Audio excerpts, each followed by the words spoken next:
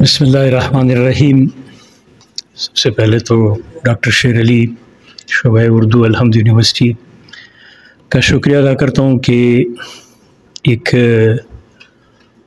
बड़ी मुनफरद किस्म की नशिस्त बांगे दरा के 100 साला रवायत के हवाले से, यानी 100 साल तकमील होने के हवाले से, और इस बहाने बहुत ही अज़ीज़ दोस्त से बहुत अरसे बाद डॉक्टर साहब से मुलाकात हुई। तो मैं यहाँ असातिज़ा बैठे हैं, ज़्यादा वक्त नहीं लूँगा आज के मौजू की मुनासबत से। ये बात तय है कि इक़बाल के उर्दू जितने मजमूए हैं उनमें वैसे पहली किताब उर्दू में बांगे दरा ही शाया हुई, और दूसरी बात यह है कि इक़बाल का अगर कहें कि उसके तारुफ़ या उसके शनाख्त का सबसे हवाला भी यही है। मेरी मुराद हरगिज़ ये नहीं है कि फ़िक्री हवाले से बाकी जो मजमूए हैं हर एक की अपनी अहमियत है, उस पर गुफ्तगू का वक्त तो नहीं है, लेकिन अवामी सतह पे भी अगर हम देखें, हमारे तालीमी इदारों में भी देखें, इक़बाल की किताब अगर किसी को इक़बाल के बारे में और कुछ इल्म ना हो किताबों का, लेकिन उन्हें ये ज़रूर इल्म होता है कि उनकी किताब का नाम बांगे दरा है। शायद बहुत सों का ये ख़याल है कि बस यही किताब है। तो ये एक हवाला है। दूसरी तरफ इस किताब की दीगर किताबों के मुकाबले में अगर देखें, एक अहमियत ये भी है कि इसमें कुछ ऐसा कलाम इक़बाल का शामिल है कि फिर आगे हम किसी भी मजमूए में नहीं देखते हैं उनको। एक तो ये है कि बच्चों के हवाले से भी इस किताब की शायद इसलिए भी मकबूलियत का हवाला ये भी है कि इसमें बच्चों का भी हिस्सा है, बच्चों की नज़में भी उन्होंने रखी हैं, और वो भी एक रवायत जो फ़ारसी में बड़ी मज़बूत है, मुनाज़री रंग जो है मुनाज़रे की, उन नज़मों में वो मुनाज़रे की फ़ज़ा है, फ़िक्री फ़ज़ा है। और इनकी जो बहुत मारूफ़ दुआ है, अपने इल्म के स्कूलों में वो दुआ पढ़ी जाती, यानी हम स्कूल में थे तो हम पढ़ते थे, और बहुत मुकम्मल वो इस किताब से। इसके 3 हिस्सों को भी अगर हम देखें, मेरी ये राय बनती है कि पहला हिस्सा बहुत उसमें अहम नुकात, अहम हवाले हैं, कुछ अहम नज़में उसमें हमें वो हैं मिलती हैं जो इक़बाल की शोहरत या इक़बाल के तारुफ़ के हवाले से उन नज़मों का बड़ा मुकाम है। गज़ल की तरफ भी आते हैं तो यही सूरत है। दूसरे हिस्से में फिर हमें ऐसा अच्छा, पहले हिस्से में बच्चों की नज़में भी आपको पहले हिस्से ही में मिलेगी, दूसरे हिस्से में वो तनव्वु या वो बुलंदी दूसरे हिस्से में नहीं है। उसमें से गालिबन कोई एक आध नज़म या ऐसी गज़ल हो कि जो बहुत इक़बाल के नुमाया कलाम में हो, लेकिन तीसरे हिस्से में फिर हम जो बहुत शाहकार और भी हवाले हैं नज़में, जो शिकवा और जवाब शिकवा है, उसको हम वहाँ पाते हैं।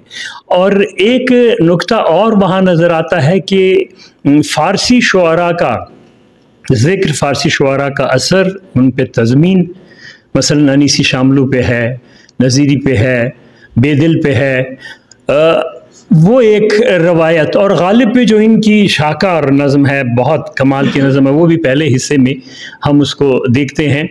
तो बांगे दरा कई हवाले हैं कि जिन पर गुफ्तगू की जा सकती है, और मुतनव्वु हवाले हैं, फ़िक्री हवाले से भी, अच्छा फ़नी हवाले से भी अगर हम देखें, फिर बाद में इक़बाल के कलाम की तरफ आए तो काफ़ी मबाहस के पहलू निकलते हैं। मैं यहाँ कुछ मौजू की तरफ के लम्हे मौजूद में उसकी तरफ भी आता हूँ, चंद नुक्तों की तरफ इशारा करूँगा। मैं लम्हे मौजूद को अगर इस वक्त के पाकिस्तान के लम्हे मौजूद के हवाले से हम देखें, पाकिस्तान की इस वक्त जो हमारी सूरत हाल है, सियासी, समाजी, इक़्तिसादी, हत्ता अखलाकी, हत्ता दीनी, उस हवाले से देखें तो इक़बाल का कलाम اساتذہ بیٹھے ہیں، میں یہ کہوں گا کہ شاید آج جتنی اس کی ضرورت ہے، آج اس پہ جتنی توجہ دینے کی ضرورت ہے، آج جتنا وہ کلام رہنما ہے، شاید اس سے پہلے اس قدر ضرورت محسوس نہ ہوئی ہو، کیونکہ آج جن ابتریوں کا ہم شکار ہیں ان کا ذکر اقبال کے ہاں ہے۔ اقبال دانائے راز تھا، ان کے ہاں جو پیش بینی تھی، پیش گوئیاں ہیں مستقبل کے بارے میں، ان کی گفتگو ہے وہ بہت نمایاں ہے۔ یعنی ہم آج جس جبر کے اسیر ہیں، ہمارے ہاں وہی جاگیرداری، سرمایہ داری، ملائیت، خانقائیت، یہ ان تمام کی رد، ان کی تردید اقبال کے ہاں شدت کے ساتھ موجود ہے۔ اور خصوصاً آج کے حالات میں جس مشکل سے ہمارا سامنا ہے، ہم اگر دیکھیں کہ مزدور کا اگر ہم حوالہ دیکھیں نا، جو لفظ مزدور ہے، اس پہ بھی کل بھی ڈاکٹر صاحب کے پاس ساتھ بیٹھے تھے، کوئی یہی بات ہو رہی تھی کہ لوگ اس کی جو تشریحات کرتے ہیں اس کی طرف تو ہم نہیں جاتے ہیں۔ خود مزدور کا حق، یہ بہت بڑی اصطلاح ہے، بہت بڑا پیرایا ہے۔ وہ حوالہ ہم اقبال کے ہاں دیکھ سکتے ہیں۔ آج کے نظام میں جس رخ پہ اس نظام کو لے جایا جا رہا ہے، وہاں سب سے تیزی سے جو شدت کے ساتھ پسا جا رہا ہے وہ مزدور طبقہ ہے، جو شہرگ ہوتی ہے کسی ملت کی، شہرگ کی حیثیت جس کی ہے وہ طبقہ ہے۔ اور ہم اقبال کے ہاں اس شے کو یا اس نقطے کو جا بجا دیکھتے ہیں، یعنی میں نے عرض کیا دانائے راز، اس دانائے راز کہ ہاں اگر ہم دیکھتے ہیں تو وہ میں ایک دو مثالیں یہاں دوں گا، بلکہ ان کی ایک نظم فارسی کی، ایک اردو کی، کچھ نقطے اس پہ میں ذکر کروں گا، اور پھر یہ بھی میں یہ نقطہ بھی اس کی طرف بھی آ جاؤں گا کہ اقبال کے کلام سے ہم بے بہرا کیوں ہیں اور کس طرف جا سکتے ہیں۔ مثلا ان کی جو نظم ہے، جن کا وہ خواجہ از خون رگے مزدور سازد لال ناب، از جفای دہ خدایان کشت دہقانان خراب، پہلے مصرے سے ہی از رگ مزدور سازد لال ناب، خواجہ ہمارا حاکم، جو جس مقام پہ جس عہدے پہ بیٹھا ہے، ہمارا جاگیردار، ہمارا سرمایہ دار، حتیٰ ہمارا ملا، یہ خواجہ ہے کہ سب کی کوشش یہ ہے کہ مزدور کی رگوں سے اس کا خون چوس کے اپنے لال ناب تک پہنچیں۔ مزدور کی رگوں کا خون چوسنا یعنی ملت کی، وطن کو ضعیف کرنا، جس کو آپ دیکھ رہے ہیں، از جفای دہ خدایان کشت دہقانان خراب، اور جو مصرع بار بار دہرایا جا رہا ہے، انقلاب انقلاب ہے انقلاب۔ اب اقبال کے ہاں انقلاب کی تعلیم یا انقلاب کی تربیت وہ بھی مزدور کی اس سے، یہ پسا طبقہ اٹھے گا تو، اور اسی کو ہم اسی نظم میں تسلسل اگر دیکھیں، فوراً شیخ شہرہز رشتہ تسبیح صد مومن بدام، کافران سادہ دل درا بہرمن زنار تاب، شیخ کی طرف ملا وہ رشتہ تسبیح کے داغے سے کیسے باندھ کے ہمیں الو بنا کے کھینچتا جا رہا ہے، اور دوسری طرف کافران سادہ دل برل، وہ بھی ایک مذہبی حوالہ، نقطہ بنقطہ ہم اس نظم کو اگر دیکھیں، میر سلطان نرد باز و قابت نشان دغل، میر سلطان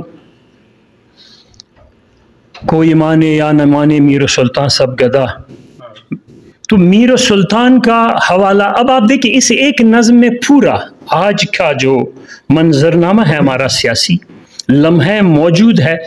جان محکومان زتان بردند محکومان بخواب، محکومان ہم عوام، یہ طبقہ بخواب اور روح نکال، اور وہی تکرار انقلاب انقلاب انقلاب، واعظان در مسجد، پھر اس کی طرف، اور حتیٰ علم و فن کے بارے میں ای مسلمانان فغان از فتنه های علم و فن، اهرمان اندر جهان ارزان و یزدان دیریاب.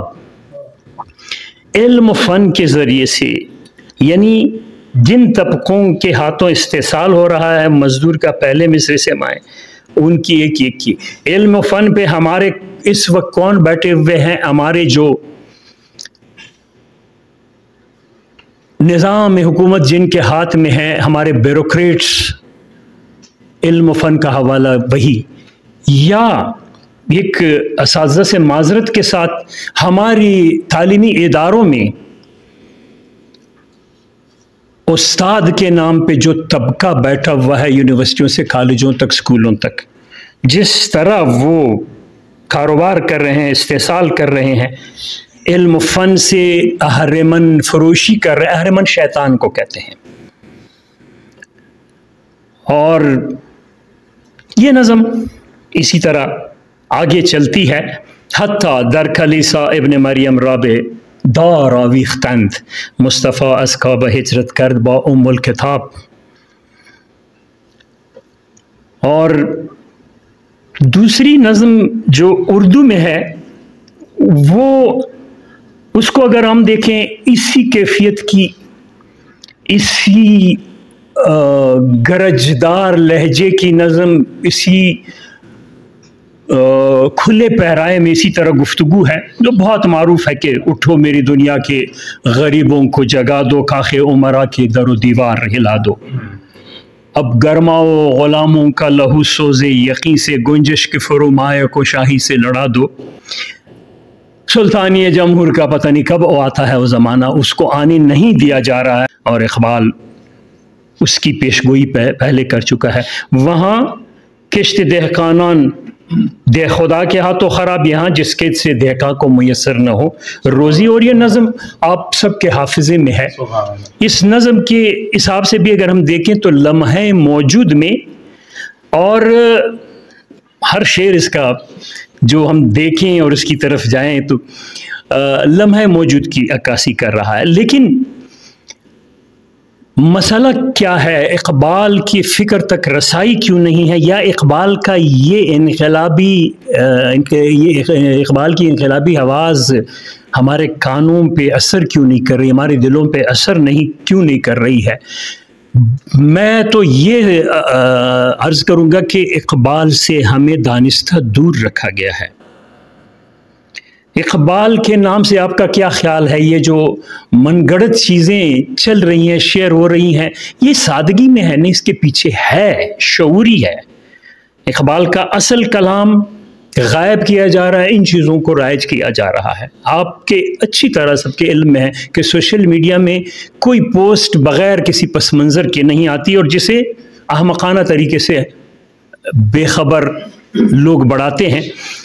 تو وہ جو کلام ہے اس کا وہ. دوسری طرف میں یہ بھی عرض کروں کہ اس اردو نظم کی طرف میں آیا ہوں، اس میں جتنے ابھی گنجش شاید ہی کسی پی ایچ ڈی کے اردو کے طالب علم کو بہت کم کو پتہ ہو کہ گنجش کیا ہے. فارسی کی جو بنیادیں ہیں وہ بیخکنی ہے جو کی جا رہی ہیں. اب اس میں باقاعدہ آتے آتے فارسی شعر پہ حق راب سجود صنمان راب طوافے پورا مصرع آ جاتا ہے. اور یہ آپ کے ان کے اردو کلام میں آپ دیکھ سکتے ہیں جا بجا. دابانگ درا میں جو میں نے شعراء کا ذکر کیا ان کی تضمین تو وہ ان شعروں کو لے آئے ہیں.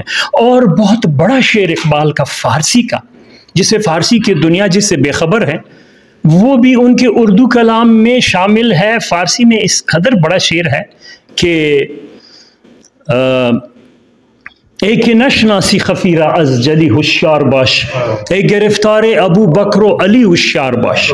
اس سے بڑھ کے بڑا پیغام اور کیا ہے آج کے پاکستان کے لیے؟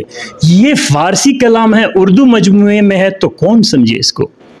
میں زیادہ وقت نہیں لوں گا، اساتذہ تشریف فرما ہے.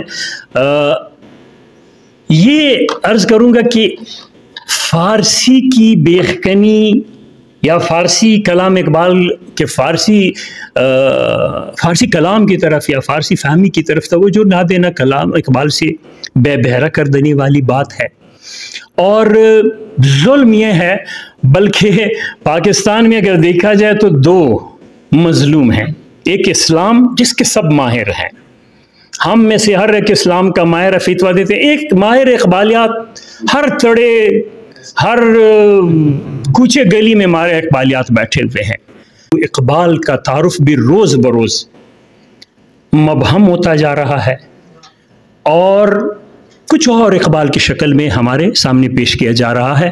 ڈاکٹر شیر علی صاحب کا شکریہ کہ انہوں نے مجھے موقع دیا اس تلخنوائی کے لیے۔ امید ہے کہیں تک ہماری آواز پہنچے، اور میں اساتذہ سے بھی ایک بار پھر معذرت خواہ ہوں۔ آپ سب کا بہت شکریہ۔